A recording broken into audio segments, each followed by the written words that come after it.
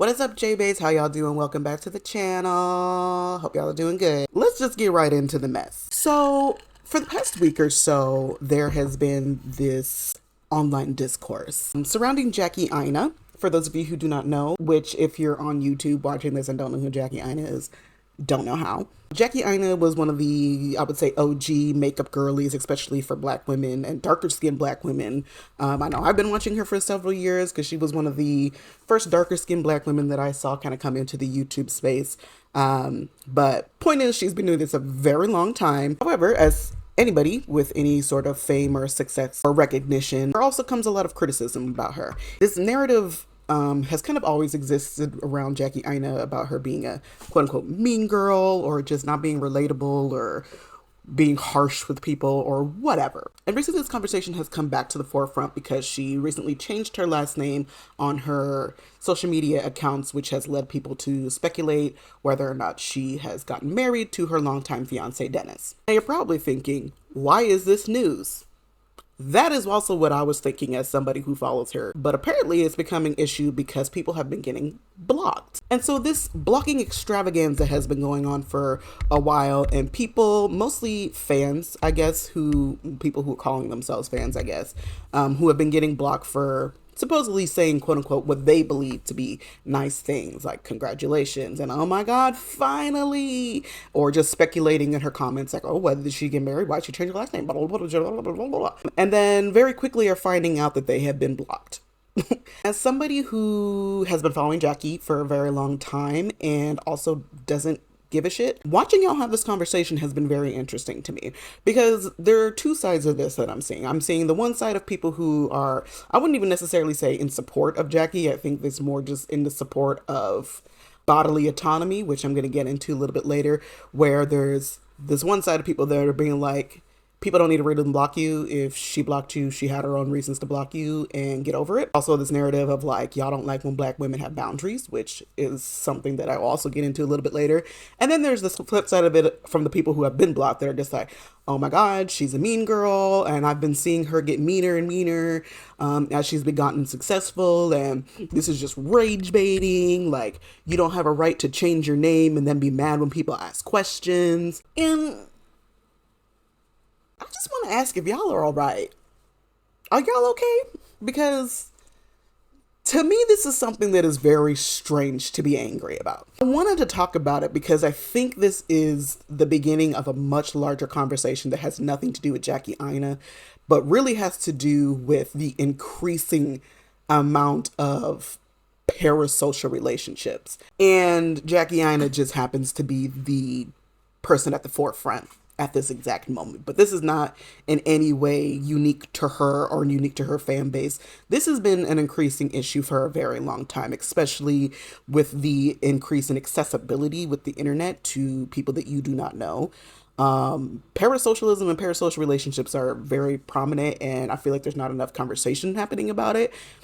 And so I want to talk about it a little bit today. Now, put a pause on Jackie Aina. We're going to rewind. So what the fuck is a parasocial relationship, right? Parasocial relationship was a term that was coined in the 1950s by sociologists who were studying basically the effects that media can have on a person. And the term was coined by these two sociologists by the name of Donald Horton and Richard Yall. And they define it as a false sense of intimacy created by radio, television, and cinema. In the 1950s, those were pretty much the three mediums that existed for consuming content. Fast forward to today, that has increased times 1 billion, right? It's no longer just radio, television, and cinema. We still have those things, but it's been magnified so much, and everyone has become so much more accessible because of this, because of the internet, because of these devices that we carry in our pockets at every second of the day. It's become a big issue where people have created this one-sided relationship. And from my understanding, from my very short time that I did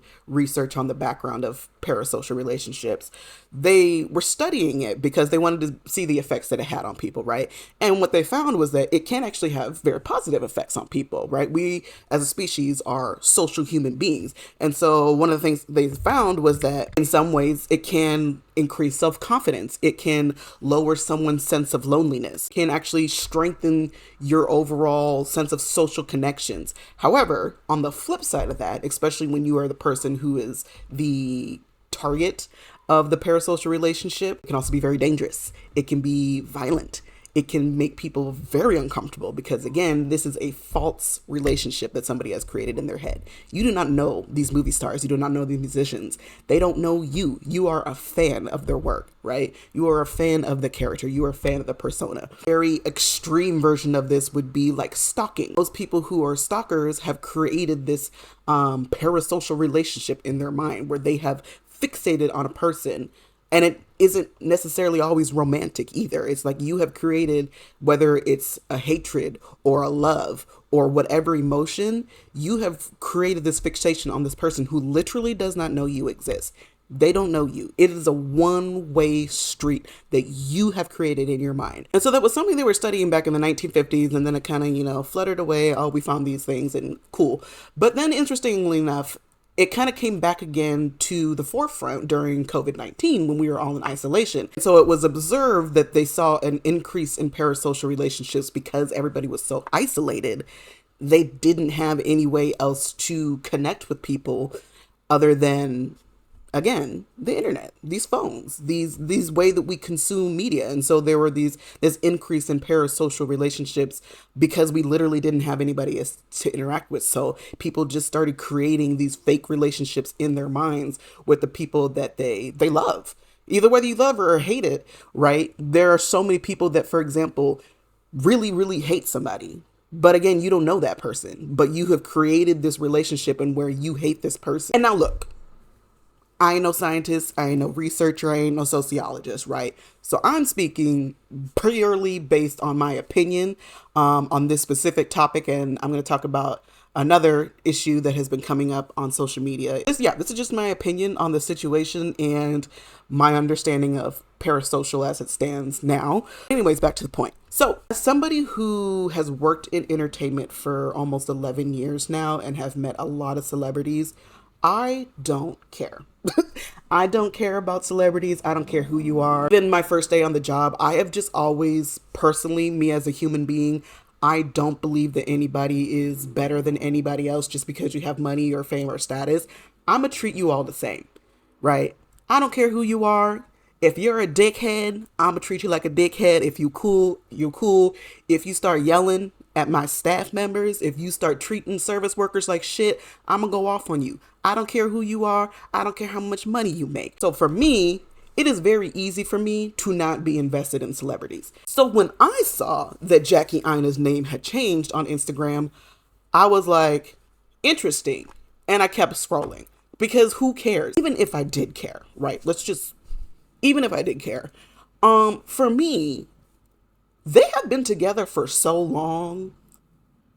What difference does it make if they're married or not? Like if you know somebody, like if one of your friends got married, right, but they have been with their partner for like fucking 10 years and then they're like, oh, we got married over the weekend. I'd be like, okay, congrats. Like, who cares?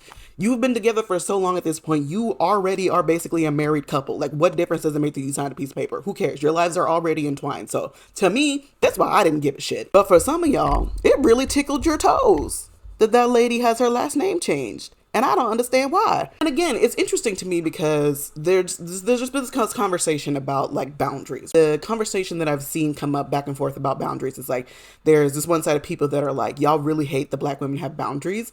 And then there's this side of it that where people are like, the rebuttal side of it that's like, well, if you want people to respect your boundaries, you need to tell people your boundaries. And I don't believe that's true. I don't believe that. I believe there are situations where that can be true, like if you know the person personally, right? For example, I set a boundary with my father that I was no longer going to talk to him.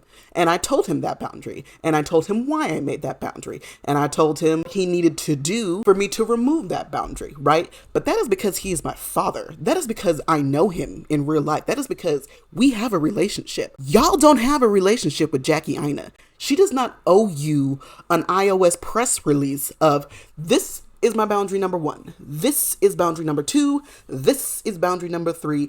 And I also find it comical that y'all really believe that if she put out a statement of her boundaries, that y'all would actually respect them. Like, let's be so fucking for real. Y'all don't give a shit what those ladies' boundaries are. Y'all don't care.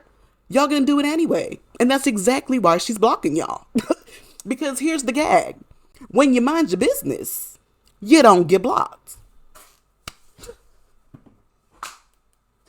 Crazy. Because the people who weren't in her comments talking about this topic didn't get blocked. When you keep scrolling, you don't get blocked. It's crazy how that works, isn't it? And I definitely do think a lot of this has to do with the fact of her being a Black woman, because she's also not the only Black woman to get backlash from this. There's also the creator Francesca Ramsey, who I also see gets backlash for this all the time when she decides to block people who are acting up in her comments. And y'all just really don't believe that anybody that has a public platform has a right to say no. And that is a problem. And that is where I think this idea of a parasocial relationship comes in. I don't even want to say celebrity, because all these people are not necessarily celebrities. A public figure, I guess. You really believe that public figures do not have a right to consent, do not have a right to bodily autonomy, do not have a right to say no. You just don't believe that they have a right to privacy. Period. And that's what it comes down to. Because the first thing y'all say when somebody blocks you or somebody tells you no is, well, that's the price of fame. That's what you get for choosing this career path. It's not a thing. That's an excuse that y'all have made up, that y'all have just made a norm to justify stalking people. If we really want to get into it, that's all that is. Which brings me to the second part of this that I wanted to talk about, which is the white side. Interestingly enough, simultaneously, while Black people are having this conversation about Jackie Aina, white people are having a very similar conversation around Chaperone. Now, if you don't know who Chaperone is, she's basically the Taylor Swift for white gays. This year has kind of been like her blow up year. So she's experiencing the quote unquote price of fame very quickly, which I think is another issue that comes in with these parasocial relationships, and just the accessibility that we have to people is you're no longer really like gradually climbing up the fame ladder. It is like you work, and you're not known for years and years and years. And then overnight you do something that gets you the recognition, and then it's fucking like it's a bajillion things at one time, and you're just skyrocketing tier, right? And we even see it with people who just go viral. And it's a lot for people to process. Mentally, it fucks with you. White people are having this exact conversation, just slightly different with Chaperone, because Chaperone posted a video where she was talking about how she is scared and tired of fans trying to normalize predatory behavior. She was talking about basically what a lot of celebrities have said in the past. I don't want to always take a picture with you, right? I don't always want to be the character that I played in a movie. I don't always want to be the musician that I am on stage. Sometimes I just want to fucking walk into Kroger's and get myself some cream for my coffee and go home. Maybe it's just because I have worked in entertainment for almost 11 years now. I don't see why y'all are mad at that statement, but people are fucking pissed at this white woman. Y'all are really mad that she said, sometimes I don't want to take a picture and I can say no to you. If I want to say no to a fan, I can say no to a fan. And y'all are really pressed about it. And it's very strange. It's strange behavior. And this is where I think the intersection of parasocial relationships come in, because why do you guys feel so strongly that you have a right to somebody else's time, body, relationships, anything? Just because you are a fan, just because you watch these people on social media for 12 fucking hours a day, just because you buy tickets to their shows, just because you like their movies, whatever it is, babes, you don't know those people and they don't know you. Okay? Beyonce does not know that she spent $1,500 on a pit ticket. She don't know, and she don't know you, and she don't care. Girl. And I think one of the things that stood out to me when I watched her videos was she said something along the lines of like, I feel the most love that I ever have in my life, but at the same time, I feel the most unsafe I have ever felt in my life. because y'all are fucking crazy. And I will say this as somebody who has worked in the entertainment industry for almost 11 years now, and I've worked with celebrities, particularly in live events. So I have seen fans and I have seen the way that y'all act. Y'all are fucking nuts. Y'all are actually insane. Even me, somebody who is an absolute fucking nobody, I have had people follow me and pop up out of nowhere and be like, oh my God, I love your channel. I love your content. I remember when I lived in Boston, this girl followed me from my house to the train, followed me. And it was so fucking weird because she was like back at a distance, and instead of just saying like, oh, hey, are you so-and-so? I recognize you, like your content. That would have just been fine. But the fact that you were like creepily following me like from behind, and you were like kept your distance until we got to the train platform, and then you're like, oh, are you only black girl? And I was like, why the fuck are you following me? She was like, oh, you know, I'm just a big fan. I was like, okay, well, thank you, but stop doing that. You're fucking weird. That's creepy.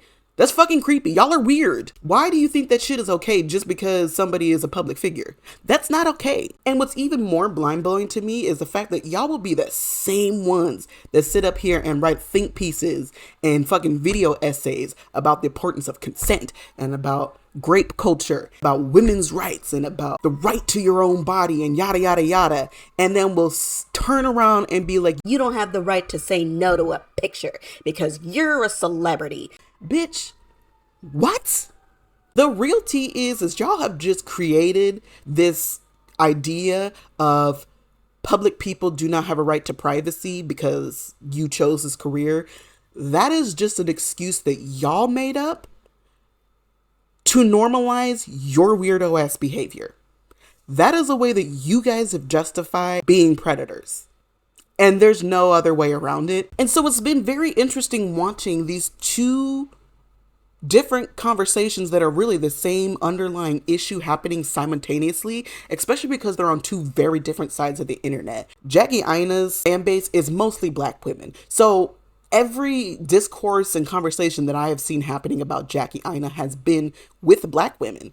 And then on the flip side of that, every conversation that I have seen with Chaperone and her issue has been primarily white women and white gays. At the end of the day, it's the same issue with the two of them. They're just two different groups having the same conversation. And granted, because Jackie Aina is a black woman, I do think there is an added extra layer onto it of the fact that she is a black woman, and y'all expect black women to have no boundaries and to bow down to you and kiss your feet and carry the weight of the world. And how dare you say no? Black woman, you're supposed to be the strong black woman who puts up with everything. How dare you have boundaries, right? I do think there is an added layer because she's a black woman. But at the end of the day, we're having the same conversation, which is that y'all have created a fictitious one-way relationship in your mind that makes you believe that you are entitled to somebody's time, body, relationships, information.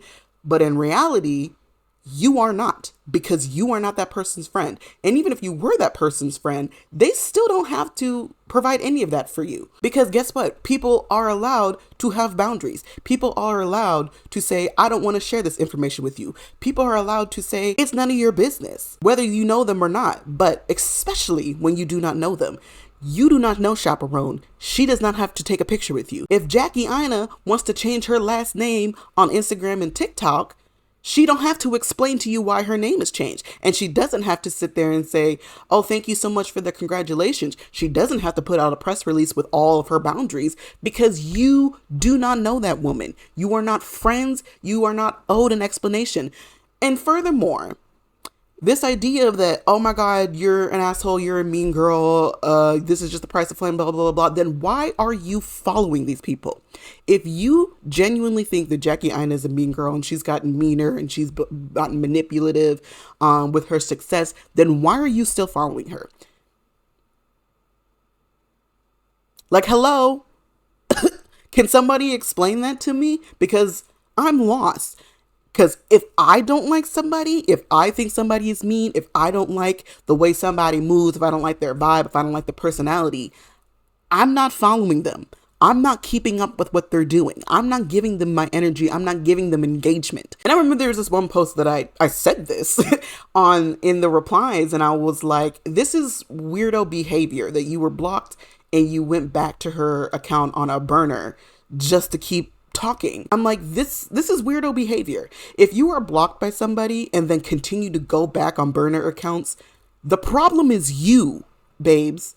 Why are you so obsessed to the point where you have to keep going where somebody has told you to stop? Because a block means stop. Whether you agree with the stop or not, it doesn't matter. They told you to stop. And you keep going back to this person that you supposedly don't like, or maybe you do like them and you were blocked for whatever reason and you don't agree with the block. It doesn't matter. You were blocked. So why are you still continuing to invest your energy into this, to sit there and argue? Move on, babes.